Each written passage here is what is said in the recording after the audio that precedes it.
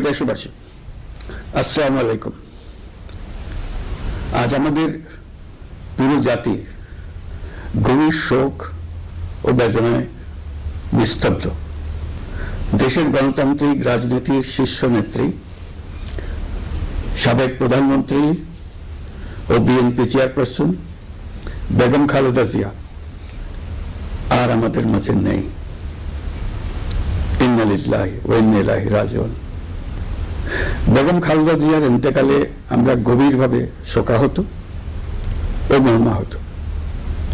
তার মৃত্যুতে জাতি এক মহান অভিভাবককে হারিয়েছে।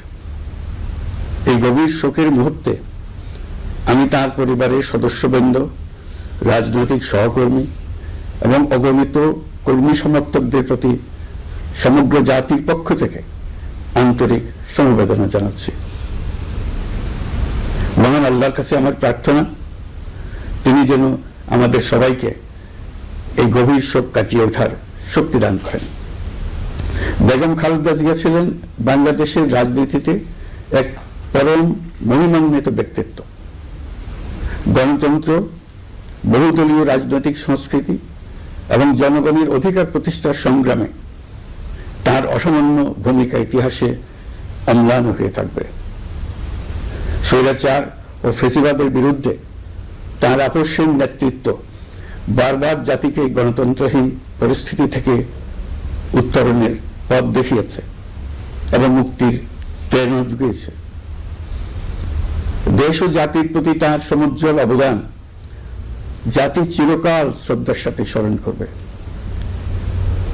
তার দীর্ঘ রাজনৈতিক যাত্রা, গণমুখী নেতৃত্ব এবং প্রিয় মাতৃভূমির স্বাধীনতা ও সার্বভৌমত্বকে সমুন্নত রাখতে তার অবিচল ভূমিকা অবিস্মরণীয় হয়ে থাকবে। এমন একজন মহান দূরদর্শী ও নিখাদ দেশপ্রেমিক নেত্রীর শূন্যতা পূরণ হবার নয়।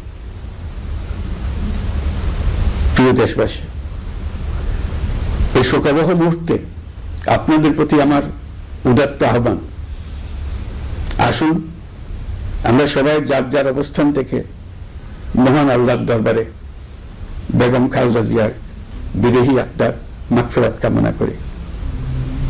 একই সঙ্গে জাতির এই কঠিন সময়ে আমরা যেন ঐক্যবদ্ধ থাকি। শোকের এই সময়ে কেউ যেন অস্থিতিশীলতা বা নাশকতার অপচেষ্টা চালাতে না পারে, সে বিষয়ে আমি সবাইকে সজাগ থাকার আহ্বান জানাচ্ছি। এই সময়ে আমাদের সবার দায়িত্বশীল ভূমিকা পালন করা অত্যন্ত জরুরি। প্রিয় দেশবাসী, সাবেক প্রধানমন্ত্রী বেগম খালেদা জিয়ার মৃত্যুতে আমি 3 দিনের রাষ্ট্রীয় শোক এবং আগামীকাল তার নামাজে জানাজার দিনে একদিনের সাধারণ ছুটি ঘোষণা করছি। নামাজে জানাজা সহ সব ধরনের শোক পালনে শৃঙ্খলা বজায় রাখার জন্য আমি সবার প্রতি বিনীত আহ্বান জানাচ্ছি।